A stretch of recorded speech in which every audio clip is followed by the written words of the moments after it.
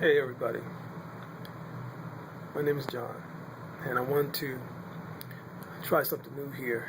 I wanted to kind of share with you a personal testimony of mine that I hope will help somebody out there if you're watching this.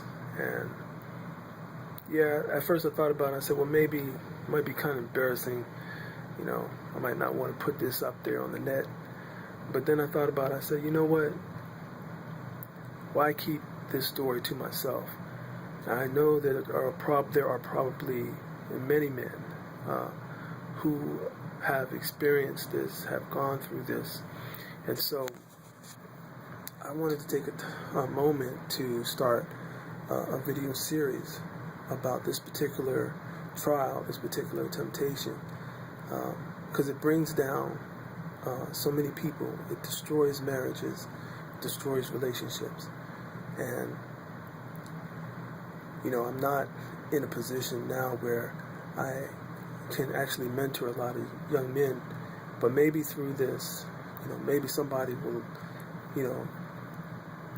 see this and think twice about what they're doing, and maybe take a moment to back away, maybe take a moment to just reach out and ask for some help. So that's what I want to do here with you. Share a little bit about my story. And I'm going to do this in segments because it's a long story and there's many chapters to it. And to tell you the truth, the story is still being told. Some parts of it are still being written. But I will say this, that I like the end of this story. I'm thankful for, what God is doing in my life, in my existence right now, because He has truly redeemed me. I've been married for about 30 years now, 29 years, okay, and over the course of that time, I've made many mistakes. I've had some triumphs, and I've had some downfalls, and I've done some things that I'm not proud about, and I'm not happy about. But I don't care about how I might look or if I'm embarrassed right now, because God took a chance and decided to pull me out of what I was in and give me not just a second chance, but a third, a fourth, a fifth chance. And today, He took time with me. So I want to take time with you. And I want to begin to break down some things that I think we, as men, we tend to take for granted. We just go with it. We have so many influences in our lives that are negative that we don't realize how they push us, how they mold us, how they shape the direction we're walking in.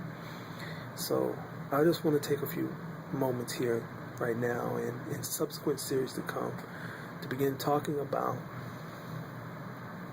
sexual immorality, and the weaknesses and the traps that are a part of our humanity. Now, I know that, we all have vices. I'm sorry, I'm trying to hold this with one hand. We have vices, and everyone tends to have some kind of weakness or other. Some person, their weakness might be money, might be gambling. Some people tell lies. Some people, it's time out trying to measure one particular failing against another.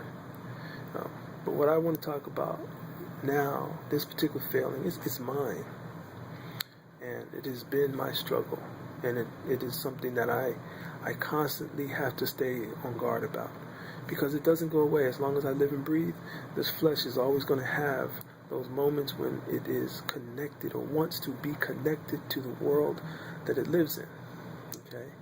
And we are from above, not from below, since I've been born again.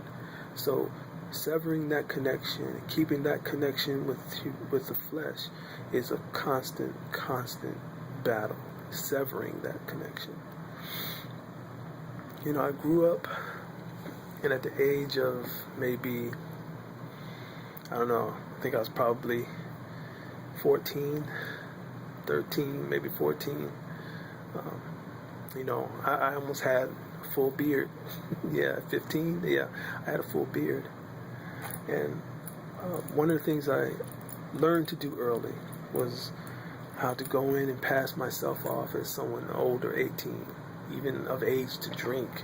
I knew how to carry myself. I knew how to pull it off. And that came in good use when I started to venture into adult bookstores, and I started to see things with my own eyes. The pornographic magazines and the pornographic movies and videos.